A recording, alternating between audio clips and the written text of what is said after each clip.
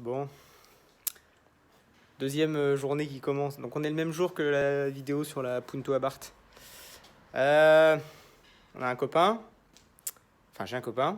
Toujours le même, encore lui. Toujours la même bagnole. Voilà. La revoilà. Et il venait de la passer au contrôle technique. Et apparemment, l'huile de boîte qui sentait le cramer. Enfin, ça sentait l'huile de boîte, etc. Et d'après ce que j'ai vu,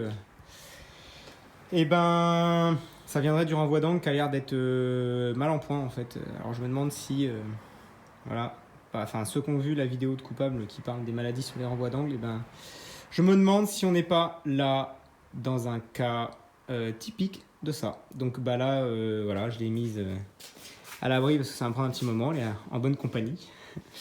Et comment dire, je vais m'occuper de sortir ça, le renvoi d'angle. Et puis comme ça au moins, ce sera fait, ce sera bon. Et puis on va analyser ça, on va voir. Et puis on va le changer s'il faut le changer. Et puis voilà, c'est tout. Donc c'est parti, je vais enlever les roues, je vais la lever. Et puis ce sera bien. Et on va voir déjà. Bon, l'avancement, du coup le berceau a été retiré. J'ai commencé à... On m'a aidé à retirer le berceau, crémaillère, machin, tout ça. J'ai commencé à vidanger, voir s'il restait un peu. Et oui, il reste un peu d'huile. Mais alors par contre, maman, c'est pas beau ça. On va voir, on va déposer le renvoi d'angle. C'est parti. Le renvoi d'angle est prêt à sortir. Voilà, il est séparé et tout. Bon, on dépose. Parti. Bon, voilà le bestiau. Normalement, comme dit Coupable, bon déjà ça se voit, il n'y a pas de secret qu'il est desserré. Normalement c'est serré à 40 kg, il dit, de mémoire. Regarde ça, mon cher Coupable. Et puis, et c'est tout mort. Et voilà. Et paf, ça fait des chocs à pic. Bon, donc on est quelques jours plus tard. J'ai desserré toutes les fixations là, du cardan. Là c'est desserré aussi. On va s'attaquer à la dépose de la boîte parce que comme il y a la grosse fuite, on va en profiter d'en être là pour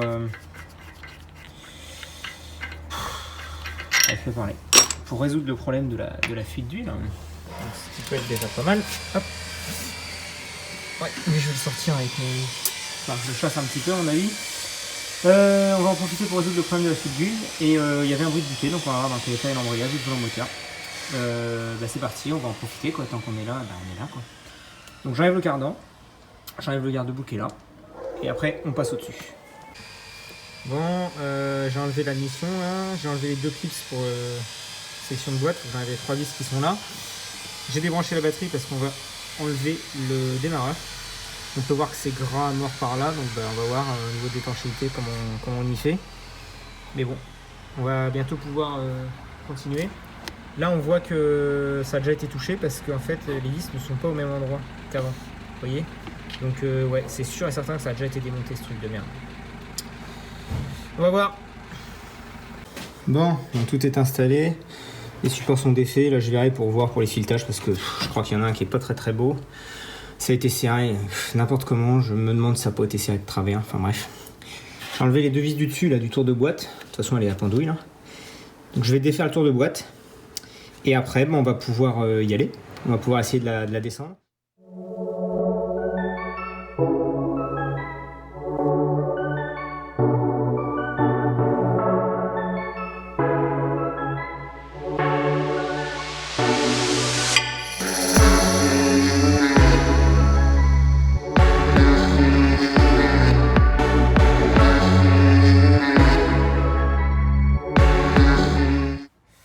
Bon les gars,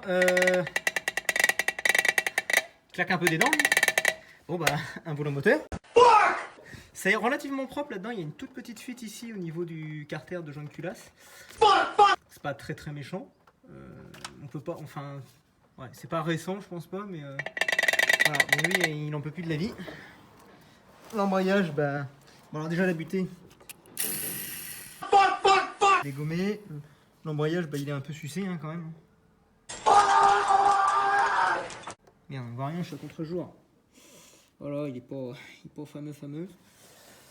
Mais putain, il y a des sacrés points de chauffe par contre sur le volant moteur, laisse tomber quoi. Bon bah je démonte ça et puis bah après on va s'éloigner de la voiture et puis on va voir ce qu'on fait. Bon les gars, donc maintenant que la boîte est démontée, tout est... On a vu que tout était secoué. C'est chaud quand même. Toutes les pièces sont là. On va juste s'occuper de regarder un peu comment c'est fait à l'intérieur, de voir les conséquences de ça.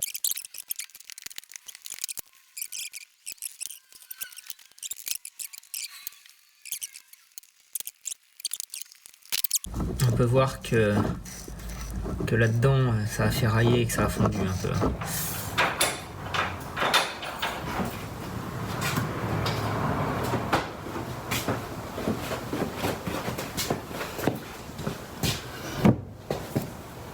J'ai de la lumière. Donc ouais les gars, petite avancée majeure. J'ai de l'électricité, de la lumière. Bon, il y en a 4 là-bas qui sont pas allumés, mais voilà, c'est bien fait, c'est pareil, il y a des prises, il y a de la lumière. On est bien. Donc le programme aujourd'hui, ça va être de continuer le chantier de l'R32. Alors je sais pas où on en sera dans la vidéo à l'heure qu'il est. Dans tous les cas, et ben, ce qu'on fait, c'est qu'on repart sur un kit embrayage neuf complet avec volant moteur. Renvoi d'angle a été racheté parce que l'autre il est, comme vous avez vu, archi mort. J'ai voulu le démonter plus que ce que c'était, mais en fait c'était pas possible parce qu'il me fallait un écrou, pas possible, j'ai pas réussi, enfin bref. En tout cas, ce qu'on va faire aujourd'hui, dans un premier temps, c'est emmener tout ça au Karcher, passer un coup de l'infrasol dessus pour tout dégraisser là, parce que c'est horrible. Et ben on va ouvrir la boîte pour refaire l'étanchéité du carter parce que c'est surtout de là qu'a fui en dessous. Bon, de retour à l'atelier. La boîte est quasiment bien dégraissée. Bon, j'ai mis un coup de Mafrasol, un coup de Karcher, mais chaque fois que je choisis des Karcher, et ben comment dire, il n'y a pas de pression. Donc voilà, donc je remettrai un coup de brosse après avec du produit histoire d'enlever toute la crasse qui reste, mais déjà au moins je peux mettre les mains à peu près partout. Bon, donc l'idée en fait, il y avait une espèce de pâte dégueu par ici, là, tac tac. Donc l'idée en fait ça va être d'enlever le carter supérieur pour refaire l'étanchéité de cet endroit-là, principalement. Donc ce qu'il va falloir faire, je vais me renseigner de suite grâce à la documentation envoyée par Johan. Donc Johan, tu te reconnaîtras. Merci encore. Je regarde ça et puis bah on voit. À mon avis déjà il va falloir enlever la tulipe qui est là. Donc je pense que je vais commencer par ça. Bon, donc j'en suis là, j'ai enlevé le sélecteur. Ici, on pourrait être tenté de le repérer, mais en fait regardez, là il y a une dent qui est 2 fois plus large que les autres. Donc on n'a pas besoin de repérer ça. Donc là, maintenant il va me rester juste pour le carter de boîte, et ben les vis de l'intérieur. Il y en a quelques-unes qu'on peut voir ici, tac tac tac. Et les vis de l'extérieur. Donc j'enlève ça, puis on désaccouple la boîte. Et normalement, il n'y a que ça. Et ensuite, il faut changer, donc il faut enlever le capuchon qui est ici. Voilà, qui vient là comme ça. Et il faut enlever ce clips là, ce jonc d'arrêt qui vient dans la gorge du roulement. Voilà, et là, on a notre arbre primaire. Donc, ici, on peut... Alors, est-ce qu'à une main, je vais y arriver parce que... Voilà. On peut enlever notre carter de boîte. Tac. Voilà, et on obtient ça. Je pourrais m'arrêter là, refaire l'étanchéité ici parce que ça n'allait pas. Sauf que, en essayant de remonter pour voir, et ben déjà ce roulement là, roulement d'un primaire, il est mort. Bon alors les gars, désolé depuis l'ouverture de la boîte, il y a eu quelques jours, semaines qui se sont passées parce j'ai eu plusieurs soucis. Bref. Je voulais juste simplement refaire l'étanchéité de la boîte et en fait on s'est aperçu qu'il y avait énormément de jeux dans l'arbre primaire. Donc je vous montre. Bon, là tout est sorti, voilà, on est d'accord. Cet arbre là c'est l'arbre primaire, donc on a ce qui va dans le vilebrequin qui est en dessous. Et en fait ce roulement là, j'avais beaucoup de jeux dans cet axe là. Voilà. Et en plus ce roulement là était mort. Donc celui-là il est neuf. Hein. Donc on l'avait changé, ça c'est le vieux alors. Wow. Je vais essayer de le. Mince. Poser là, vous allez écouter.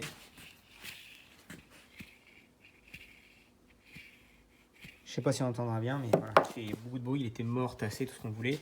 Alors que celui-là, bah déjà il n'y a pas la même résistance, il est beaucoup plus raide et il est tout neuf en fait, il fait pas de bruit. Donc voilà, donc là j'ai nettoyé la base, là, le carter. Je vais mettre un coup de propre là-dessus, je vais tout remonter et je vais faire un montage à blanc avec le carter, voir si, clac, on peut bouger ça. Donc le roulement est neuf, le clips là est neuf. J'ai aussi en neuf les vis, il y en a une vingtaine, il y en a pour 50 balles de vis chez Volkswagen. C'est des vis en alu, magnésium, etc. Il y a le petit capuchon qui est là, qui va au cul du... Voilà, pour l'arbre primaire. J'ai également le kit et j'ai une cale aussi parce qu'on soupçonnait le manque d'une cale, qui est le fait qu'il y ait autant de jeux, donc à voir, on va voir ça. Malgré les vues, etc., là on était un petit peu sur un dilemme. Donc on va voir, là je vais mettre un petit coup de propre sur le plongeon parce que ce sera fait, j'y reviendrai pas. Et après je vais commencer à faire un montage à blanc pour voir ce qui se dit. Et déjà remonter tout l'ensemble de tout ça. Voilà les gars, c'est tout. Bon, donc en fait les gars, donc là je suis en train de faire le montage de la vidéo sur la réflexion de la boîte de l'R32. Ouais, je suis éclaté, je suis malade, enfin, c'est... Vive l'automne. En fait, pendant que je faisais la boîte, je vais essayer d'être le plus gros possible parce que c'est chiant. On a vu que le roulement était mort et on pensait que le jeu qu'on avait dans la primaire qui est énorme, donc je l'avais pris au comparateur, on était à quasiment 2 mm de jeu, donc ce qui est quand même énorme. Et c'est pas normal. Sur une boîte classique, on va pouvoir régler la précontrainte qu'on va exercer sur notre arbre avec des cales de différentes épaisseurs. Seulement ici, sur des boîtes comme celle-ci, il n'y a pas ce genre de réglage. Les boîtes où il y a de la précontrainte avec des cales, etc., en général, c'est des roulements coniques. Et ici, comme on a vu, au niveau de notre arbre primaire, on a un roulement à billes classique. Bref. Et en fait, on a maintenant le fin mot de l'histoire. C'est-à-dire qu'il y a deux types, entre guillemets, de boîtes 6 comme ça. Alors sur les autres modèles, j'en sais rien, mais en tout cas sur les Golf 5 R32.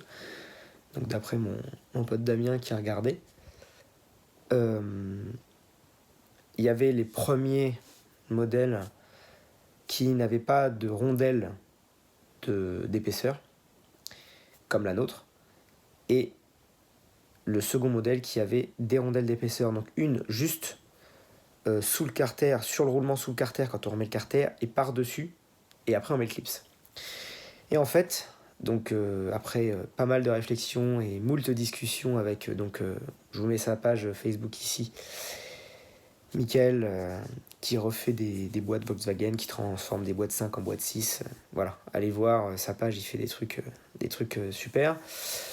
N'hésitez pas à le contacter. Et donc avec Michael, et aussi des discussions avec Amesis Project. Pareil, allez voir sa chaîne, je vous mets le lien dans la description. Il a refait une Audi A3 3.2 litres, il fait beaucoup de TDI aussi. C'est super intéressant. Bref, allez voir ça. Et donc en fait, je disais, après pas mal de discussions donc, avec ces gens-là, et notamment avec Amesis Project, en fait...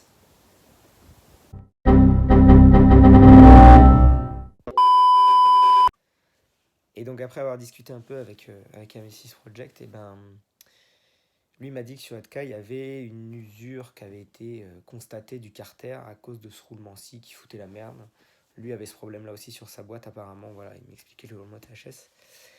Et que en fait, par la suite, ils ont rajouté sur les seconds modèles les deux rondelles de jeu pour limiter ce problème. Donc en fait, si vous avez une boîte de R32 qui n'a pas ces deux rondelles, il y a certainement du jeu dedans. Parce que comme le roulement s'use, ça vient créer un petit jeu, ça vient même bouger, l'arbre vient bouger, vient taper légèrement sur le carter en alu. L'alu, comme c'est tendre, ça va avoir tendance à se mater un petit peu. Et après, on a du jeu. Et pour le régler, c'est la merde, puisqu'il n'y a pas de rondelles de jeu de différentes épaisseurs, etc. Voilà le fin mot de l'histoire, en fait. C'est qu'à la base, donc nous, on pensait qu'elle avait été touchée, cette boîte. Ce qui est le cas, vu la gueule de la patte qui avait été mise et tout, c'est sûr et certain qu'elle avait été touchée. On pensait que ça avait été magouillé, qu'en fait, ils avaient remis un carter différent, donc il manquait les cales, le truc, le bazar, enfin, bref. Peut-être que simplement ils avaient cassé le carter, que le carter était cassé, qu'ils ont changé de carter parce que c'était fissuré, que ça fuyait, j'en sais rien, ça peut arriver. Et en fait non. Donc le roulement était bien mort, ça a provoqué l'usure du carter, et là, à part changer la boîte, on serait... voilà, il y aurait que ça comme solution, à part changer le carter. Donc voilà, l'explication. J'espère que c'est assez clair. Non. Donc là, ce qui s'est passé par la suite, en fait, c'est qu'on a filouté un peu pour sauver la boîte. Alors, c'est pas dans les règles de l'art, hein, voilà, parce que faudrait clairement changer le carter ou remettre un carter qui, d'origine, a les deux cales. Voilà. Donc là, ce que j'ai fait, en fait, c'est que les rondelles, j'ai réussi à en mettre une. Donc, c'est dessous, sous le carter. Et après, remettre mon carter et mon clips. Et en fait, là, on obtient un jeu qui est quasi nul, quoi. Donc, ça bouge pas, ça bougera pas. Voilà, la voiture, là, roule depuis longtemps, il n'y a pas de souci, il n'y a pas de bruit, etc. Mais là, c'est vraiment une solution de dernier recours pour pas avoir à racheter un carter ou racheter la boîte. Voilà. Donc, là, c'est pas un tuto ou quoi, c'est juste un constat de ce qu'on a fait nous. Là, dans l'absolu, comme de toute façon mon pote il va la garder, on refera le moteur prochainement, mais comme il va la garder, c'est ce que je lui ai dit, si t'as un jour l'occasion de trouver une boîte qui passe comme ça, et que t'as un peu de thune à mettre dedans, garde une boîte, voilà, en fonction du modèle, il en faudrait une qui ait les cales d'origine, comme ça il n'y aurait pas de souci. Mais là, normalement, en théorie, ça bougera plus, hein, de toute façon, donc voilà, la solution, on fait comme on peut. Bon, là les gars, j'ai tout nettoyé, plan de joint, etc., les filetages. J'ai pris un petit tarot pour tout refaire propre. J'ai tout nettoyé. Il y a encore un petit peu de gras, mais bon, c'est pas très grave. Je vais commencer à remettre les arbres, le différentiel.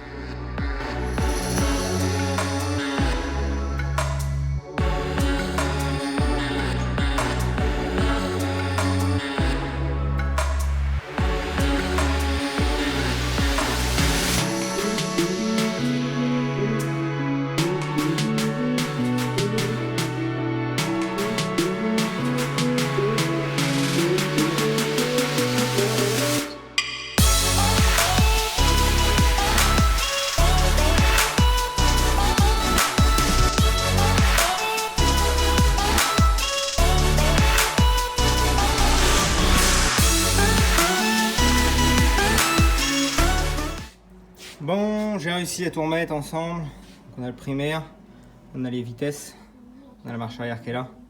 Là on a encore des vitesses, on a le différentiel. Bref, c'est un enfer. Pour tout caler ensemble, tout emboîter, que ce soit les tringles de commande, des fourchettes, etc. Et que tout tombe bien en face, c'est un enfer. Surtout que le différentiel nous gêne énormément. Donc voilà, donc là ce que je vais faire, c'est que je vais essayer de remonter à blanc, voir un petit peu comment ça se présente à ce niveau-là, au niveau du clip, ce qui va là. Bon allez, la camise, la pâte est étalée, on referme, vite. Vis neuve, 8 Nm, 180 degrés. On les fait toutes à 8 déjà et on voit. On a reçu les pièces. Donc on a volant moteur, bimas neuf, vis de volant moteur, on a le joint speed Villebrequin qu'on va changer en premier et kit d'embrayage neuf avec la butée aussi. Et on a également un renvoi d'angle, tout nickel. Voilà. Donc, on va pouvoir avancer. Bon, celui-là va falloir quand même vérifier le serrage parce que bon, on n'aurait pas l'air con. Bon, donc l'ancien joint spi est ressorti, donc avec une petite vis. Voilà. Donc maintenant, mettre en place le nouveau. Je pense que je vais pouvoir faire ça à deux mains. Donc voilà, vous en avez déjà vu, il y en a partout sur YouTube. Je mets le nouveau joint spi. Et voilà. Bon, il est en place. Donc il est bien partout, c'est nickel. J'ai remis la tôle. Et maintenant, on va remettre le volant moteur. Bon, le nouveau est en place. Faut que j'arrête de faire des bancs. Je fais ça tout le temps. Oui, tout le temps. Tout le temps, hein. C'est vrai. abusé. Hein. Alors Du coup, donc. Ouais, il est encore là. Je suis tout le temps là. Tu veux pas un petit lit couchette? Je suis livreur de pièces. Livreur de pièces. C'est vrai, c'est Noël, c'est le Père Noël. Le volant moteur est remonté, donc serré au couple, puis à l'angle, et puis c'est bien. Donc on va pouvoir remonter l'embrayage dessus. L'embrayage qui est tout feneux, qui attend là-bas. Et voilà quoi. Bon, la S4 ça arrive. Il y a un gros lot de pièces qui est commandé. Patience. Enfin, qui va être commandé ce soir quoi. Oula, je vais faire tomber le téléphone. Ouais, donc on va remonter ça. Comme ça, ce sera bien avancé pour le remontage de la boîte prochainement. Puis voilà quoi, après le remontage pur, bah, ça devrait aller relativement vite parce que bah, voilà, ça reste relativement simple entre guillemets. Donc bon, voilà, à suivre. Voilà les gars, c'est en place. Et c'est serré et c'est centré.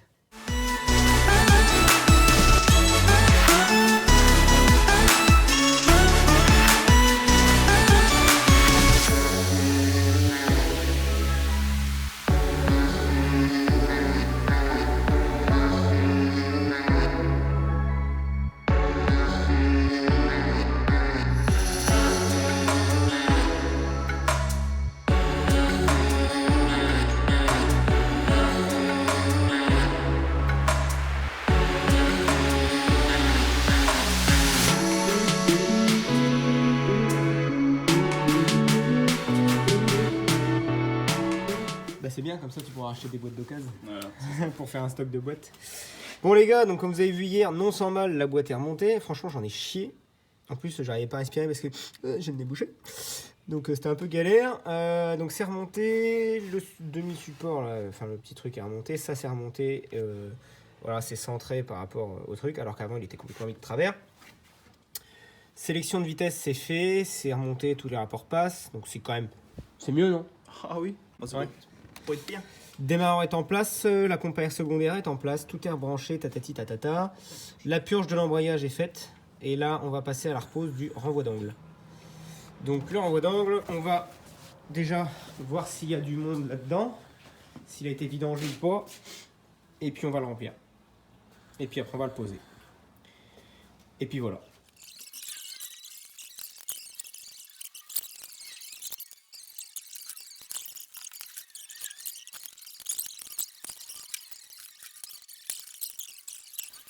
Bon les gars, le berceau est remonté. J'ai failli oublier de serrer les rotules. Heureusement que le propriétaire de la voiture est là. Parce que ça allait être compliqué je pense sans les rotules de suspension. Les carnans sont serrés. Le train avant est serré. Les roues je suis en train de les serrer. Je vais mettre l'autre côté aussi. L'autre côté on a mis le petit correcteur d'assiette. Ça c'est bien. Et il va rester à brancher dans le compartiment moteur tout ce qui est la crémaillère. Je ne sais plus où ce que je dis. Je suis fatigué. Putain fatigué. Je t'entends Théo. Non, et après on va la remettre sur ses roues et ce sera pas mal. Donc à suivre. Tout de suite. Je m'en fous, jette un peu à la vidéo. Si tu peux couper. Non, je ne Coupe, je te couperai dis. pas. Je ne couperai pas.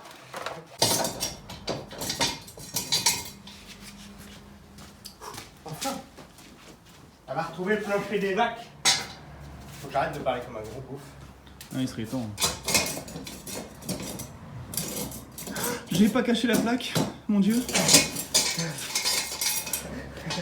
t'en fiches hein, de toute façon. Moi, j'en ai rien à foutre. Ah non, oui. Ah non, oui. Alors, si vous voulez une plaque d'RS4, c'est cadeau. Ça, c'est la vidéo à suivre. Ouais, on va attendre un peu quand même. C'est gentil. Ça t'a calmé, non? Ouais. Amen. Oh Lord. Ah putain, ça fait plaisir, non? T'imagines pas? Oh yeah. Par contre, je vais récupérer mon truc, s'il vous plaît. Ah putain, il est coincé quoi.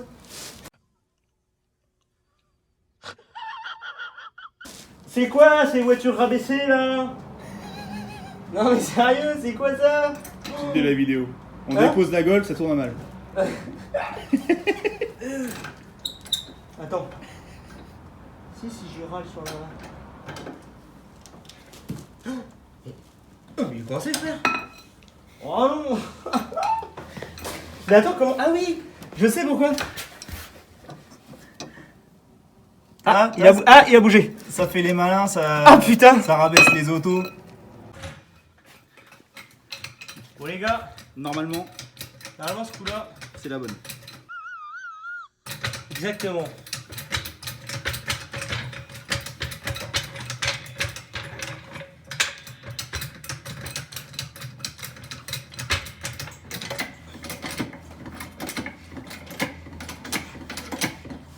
Hop. Eh les gars, là, j'ai envie d'y croire. Moi. Parce que le cric passe de lui-même sous la voiture. Ah ouais hein. Il y a eu une cale tout à l'heure.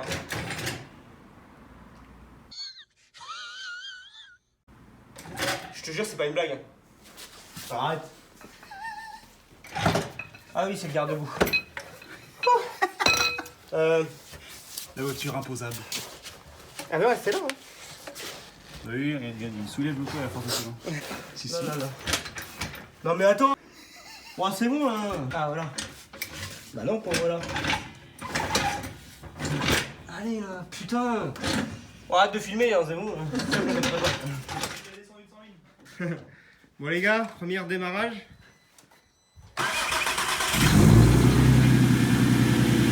Magnifique.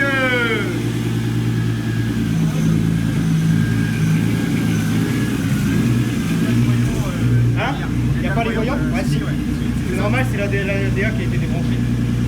Bon, on la laisse tourner 2 minutes et puis on la sort.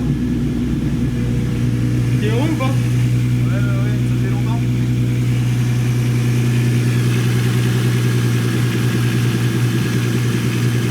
Ah là, et la poussière, mon gars, 2 mois et demi qu'elle est là, avant que j'ai ouvert. Allez, première. Elle est passée la première? Oui. Passe la marche arrière, voir. Oh putain, la marche arrière passe. Oh, je suis refait. La prochaine. Bon là, bah voilà, ça roule. On a lâché un peu la sortir. Donc maintenant, je vais ranger un peu mon atelier et puis on va pouvoir aller faire un essai.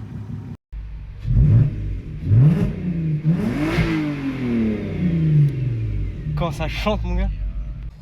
Bon, on y va? On y va. T'es heureux? Les autos sont chaudes. Ouais. Oh putain, je suis propre, moi. Faut pas que je me fasse arrêter par un maréchaussée parce qu'ils vont me dire qu'est-ce que c'est que cette goule là. Mais je suis ramoneur, monsieur.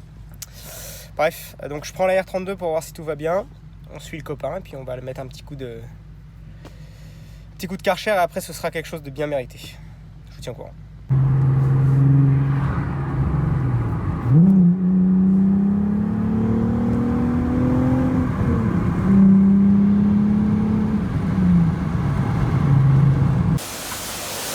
Allez, à ton tour de bosser un petit peu là. Ah, regarde, c'est pour ça que du coup, je pensais que vous avez une. Bah ouais, parce que c'est un produit là, ou même une... Ah, mais là, il n'y a pas de cire. Enfin, tu vois, dans 2 mois. Pour ça, ils pensent qu'il y a une céramique. Ah ouais. Bon les gars, ça se passe bien. J'ai fait 10 km avec là. Il n'y a pas l'air d'avoir de bruit qui viennent de la boîte ou quoi que ce soit.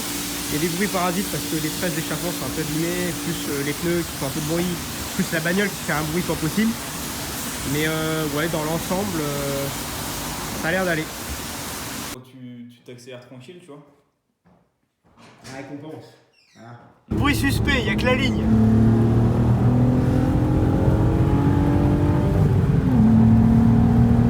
Marche quand même pas trop. Bon, donc fin de cette vidéo sur la R32. Il y en aura d'autres du coup pour le moteur.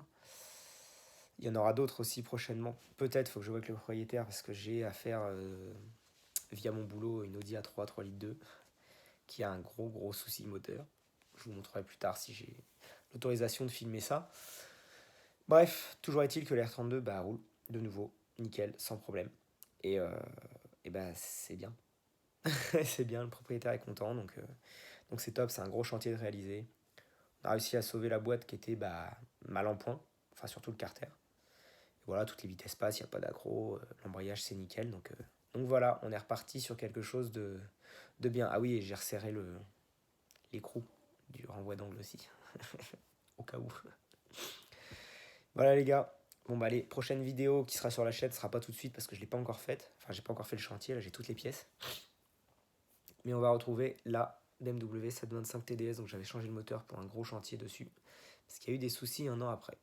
Bon, bah ça arrive. Je vous mets un petit spoiler à la fin de la vidéo. Voilà. Allez, à la prochaine les gars. Bon bah voilà Nico, hein. C'est bien la chaîne. C'est bien la chaîne.